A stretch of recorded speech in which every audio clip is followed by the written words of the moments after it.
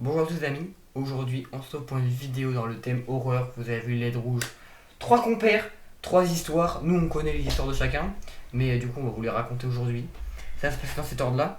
Tu vas commencer? Tu commences. Après ça et moi. Tu vas Et finir. après le mur pour la fin, comme tout le temps. Donc les amis, aujourd'hui on est sur vraiment un concept horreur, donc on aura du coup une histoire d'horreur chacun à raconter. 3 histoires du coup vraies. Donc sur ce les amis, avant que la vidéo commence, n'hésitez pas à vous abonner, à liker, à commenter et à partager. Let's go.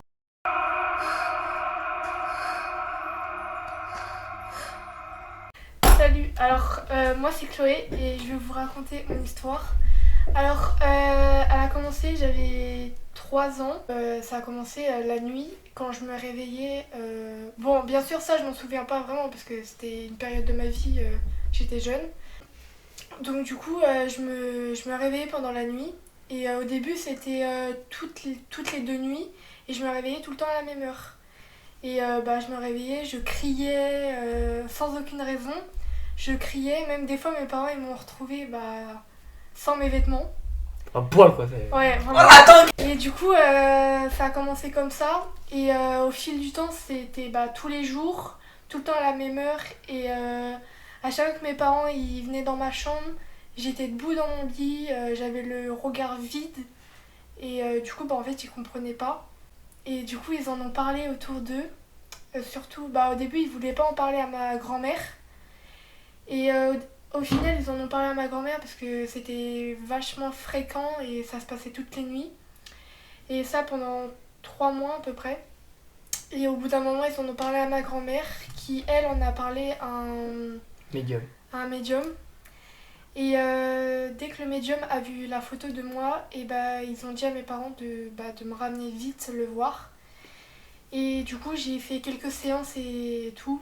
Et au final, on a appris que c'était une cousine à mon père qui avait jeté un sort à notre famille. Et au début, c'était visé pour mon frère. Sauf que... comment dire? C'était la plus faible. Oui, voilà, en fait, j'étais la plus vulnérable. Parce que mon frère, comment dire, il a assez caractère et tout.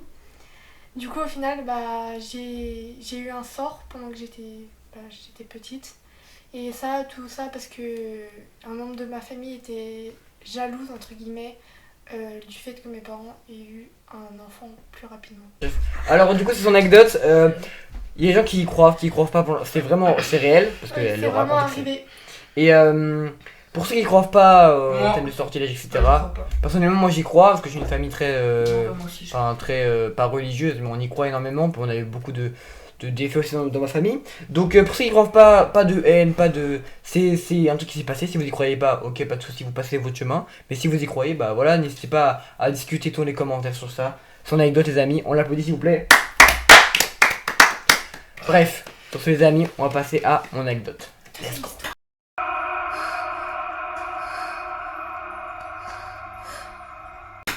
Alors les amis, bon du coup vous me connaissez, c'est ma chaîne YouTube les amis, plus besoin de me présenter, je suis un peu le boss. Le goût quoi. Non bref, donc juste je raconte une anecdote, une histoire un peu du coup effrayante qui s'est passée.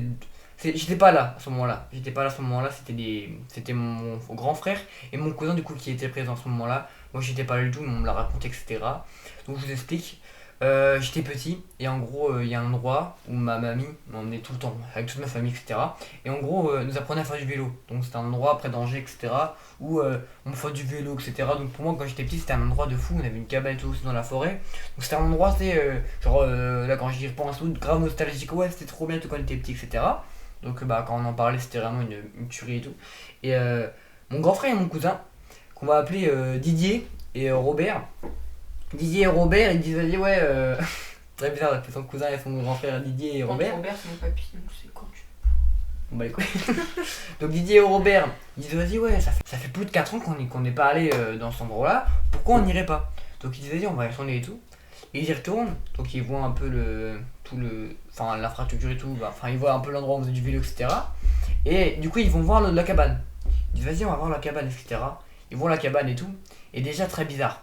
Vraiment, l'ambiance est très bizarre. Tu vois, partout au sol, des seringues pour se piquer, avec de l'héros, je suppose. beaucoup, des tonnes de préservatifs. Moi qui y ai retourné après, du coup, récemment, j'ai retourné récemment, du coup, la quantité de préservatifs est énorme. Vraiment, la quantité, il y en a partout. C'est un con à sexe aberrant. Sachant que mon grand frère, mon cousin Robert, et comment il s'appelle déjà DJ. Robert et Didier, ils avaient un âge du style, ouais, 13 14 ans, donc c'est quand même jeune. Et ils y vont et tout. Déjà, wesh, bizarre ambiance, tu vois. T'es jeune, mais tu sais ce que c'est une seringue, tu sais ce que c'est une capote, donc tu te dis, wesh, bizarre. Ils avancent et tout pour aller voir la cabane. Et déjà, ils voient un mec, complètement à poil, vraiment à poil, le frérot, sans gêne, le frérot, sans gêne, en train de se Matu di Charo. En train de se montrer dit le fils, si vous voulez. Non, mais vous avez compris. C'est les bandings. Voilà, il est en train de se faire du bien, quoi. Complètement à poil, devant Didier et Robert, devant eux, regard plein fixe. Pas la peine de mimer. Vous avez compris ce que ça veut dire. Vous avez très bien compris. Donc il est en train de se Naruto Uzumaki devant mon cousin et mes frères. Mes frères un peu sont chocs en mode wesh, qu'est-ce qui se passe et tout, putain, belle bite, 20 cm. Tout ça, wesh, ouh. Ils cavalent, etc. Après on part, etc. Voilà, ils partent, moi je suis pas là, ils partent et tout. Tac, ils rentrent, ils en parlent un peu à ma mamie. Ouais, non, non, on a vu ça, etc. Et en fait, mes parents, ils ont raconté tout. Ouais, non, mais là, quand on était petit, on vous a amené, on savait pas et tout. En fait, il y a un hôpital psychiatrique à côté, etc. Et en gros, que les gens, ils y vont et tout, ils ont le droit d'aller se balader là-dedans. Donc c'est pour ça qu'il y a beaucoup de seringues, etc. De gens qui sont un peu tarés là-dedans. Et aussi, c'est un endroit beaucoup de homosexuels. Je raconte ça, t'as rendu compte ça? Non. T'as rendu compte ça? Non. Arrête de mentir. Mais Donc c'est un endroit homosexuel, donc c'est là où ça ken de fou, c'est pour ça qu'il y a beaucoup de préservatifs. Et moi j'y retourne après. Et du coup, je vous ai dit, j'y retourne et tout, où j'ai vu du coup la quantité énorme de préservatifs, et j'y retourne. J'y vais, etc. Et déjà, moi je suis dans une ambiance bizarre, tu vois. Je suis avec mon cousin, je suis avec Robert. Putain, ça me dérange. Je sens, je me sens vraiment pas bien. On avance, et on dit, vas-y, on va voir la cabane.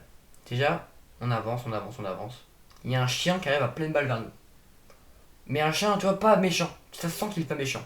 On le voit, etc. Tac, et on voit il a un numéro sur le collier. On voit il a un numéro. Je prends mon téléphone, tac, j'appelle.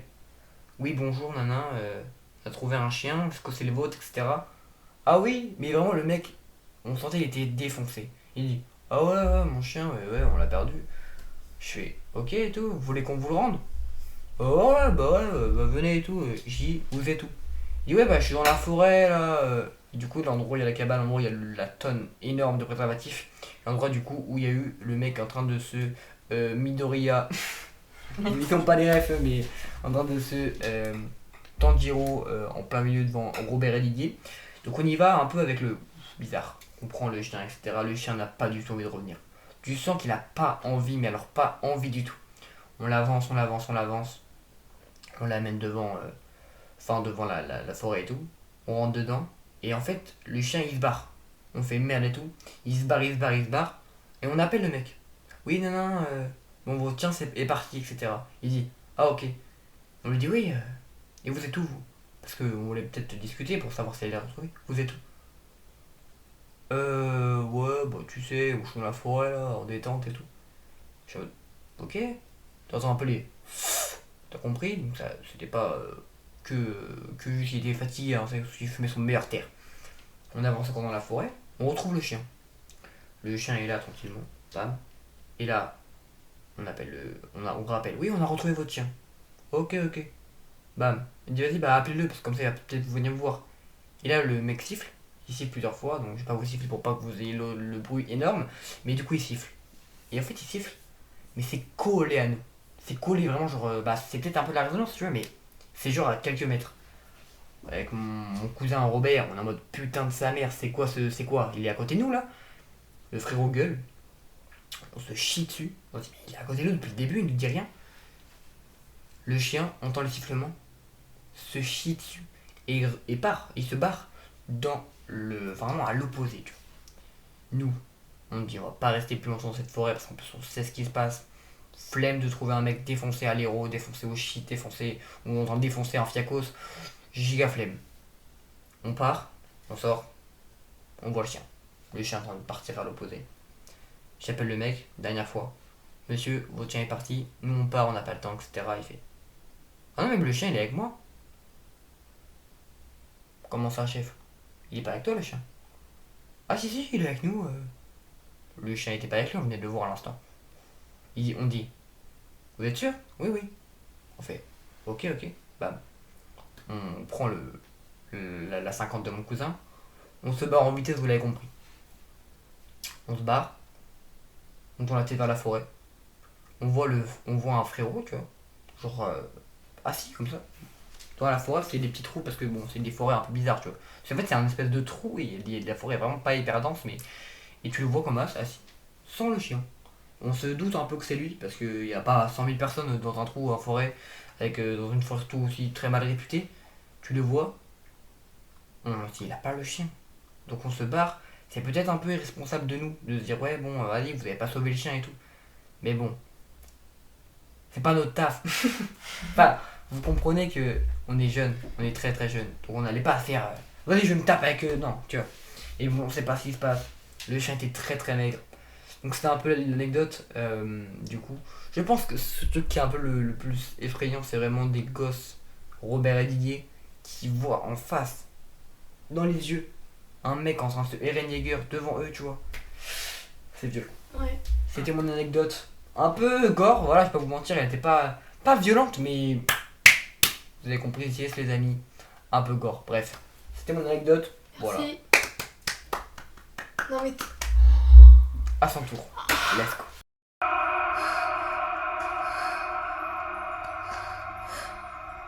Là, c'est mon anecdote. On sortait une après-midi, on était 6 ou 7, je pense. Et on a. Là. Oui, on était tous là. Et on allait chercher une pote qui était plus loin que chez nous. Du coup, on y va à pied et tout. On commence à se taper des petits délires et tout, tu vois. Et il y a une pote qui retourne la tête pour voir si y a un truc derrière. Elle a dû entendre un bruit. Et elle voit quelqu'un nous suivre. Être derrière nous, quoi. Du coup, elle dit c'est rien, non. Et du coup, elle nous le dit pas. Et nous, on continue notre route. Et on passe par des virages. Enfin, on fait pas une ligne droite, quoi. Du coup, à tout moment, il change de direction et tout. Mais il continue à nous suivre. Du coup, là, elle nous le dit. Et comme on allait chercher une pote, on lui dit sors pas comme ça. Au moins, si c'est quelqu'un de bizarre, on est sûr, quoi. Ça, au cas où, voilà. Et du coup, on continue, on fait des virages. On va à plein d'endroits où, genre, y a rien pour savoir s'il nous suit. Il continue à nous suivre et tout. Et à un moment, ça nous a énervé. Du coup, il y a 2 potes à nous, dont lui, qui y vont et qui vont lui parler, quoi, parce qu'il est bizarre. Là, je laissais la parole à lui, parce que c'est lui qui était. Alors, du coup, je suis allé le voir, et avec un autre pote à moi et tout. Pour vous dire un truc, j'étais pas du tout le mec héroïque, j'étais juste là parce qu'il y avait ma meuf et je voulais juste faire le mec. Je voulais juste faire le mec, hein, c'est tout. Bref, en gros, je suis allé le voir et je lui dis ouais, pourquoi tu nous suis et tout, non enfin, bizarre, tu vois. Il me dit ouais, non, mais c'est parce que j'ai pas beaucoup d'amis et tout. Bon, voilà, il était très grand. Pour vous dire, il était âgé, tu vois, c'était pas un mec de notre âge. 30-35 ans, quoi. Ouais, trentaine d'années. Et puis il parlait pas très très bien français. Ouais, il était pas très bien français, il était asiatique, donc pas très bien français, tu vois. Il nous parle et tout, nous on a un peu. Tu sais, moi je voulais juste faire le mec, je me dis, tu veux quoi et tout, tu vois. Bon, juste pour faire le mec. Il dit non, mais tranquille, toujours. Au début, tu vois, il est vraiment posé, gentil. Donc je cherche pas plus à machin. Ah, ok, bon voilà. Donc on dit, vas-y, on arrête tout de faire chier. Et voilà, donc après, je laisse raconter la fin d'anecdote. Et après, du coup, on continue et tout, mais là, ils nous suivaient plus, vu que du coup, ils sont allés lui parler et tout. Et du coup, après, plusieurs jours après, on sort encore l'après-midi, vu que c'était pendant l'été, je crois. Et on le voit, toujours, mais il nous suit plus, mais il est devant l'école primaire, du coup, où il y a tous les petits, quoi. Du coup, il est bizarre un peu. Mais nous, on était en vacances et l'école primaire, pas encore. Ouais, c'était la semaine quand les collégiens sont en vacances. Et surtout à préciser que c'était pas à la sortie des cours ou toi, c'est vraiment la récréation. Il est devant le grillage, comme ça. Voilà, c'est juste pour dire, parce que je raconte une anecdote. Mais voilà. il les regarde tous et tout, un peu en mode psychopathe. Donc voilà, on se dit, ambiance brosson un peu là. On s'est chié dessus, on va pas se mentir. Oui, vraiment. Et du coup après, ils sont repartis parler, les deux mêmes ils sont allés encore parler. Donc pour faire l'héroïque devant sa meuf, tu vois. Ah mais après ça, ouais, je me suis dit parce qu'il y a mon petit frère en fait dans le truc. Ouais. Je me dis, chef, qu'est-ce que tu fais devant mon petit frère? Et du coup voilà, et après du coup il lui a dit bon arrête de regarder et tout. Bon, En gros, on avait peur, quoi. Et du coup, après, il commence à lui parler et tout. Et la discussion s'arrête. Et il arrête de regarder, du coup. Parce que, il est bizarre, quoi. Et après, du coup, à la fin de l'histoire, parce que, en fait, on est juste des grosses merdes. Et il n'y a rien eu après, quoi. Après, on l'a plus revu. Il est parti, on l'a plus jamais vu. Ouais, on sait pas où il est, là. Il est quelque part. Tout le monde, il est du coup en Chine. C'est qu'on va raciste. Bon, il est asiatique, donc les Chinois, quoi. Si, Donc voilà, donc c'est son anecdote, les amis. Donc, sur ce, les amis, n'hésitez pas à vous abonner, à commenter, à liker. Merci à madame, merci à monsieur. Est-ce que vous avez kiffé l'anecdote? N'hésitez pas à dire les vôtres si vous arrivez des trucs un peu terribles et tout. N'hésitez pas à les dire en commentaire. Sur ce, la famille. Bisous. Ciao. Gros bisous. Bye bye. Prenez soin de vous, la famille.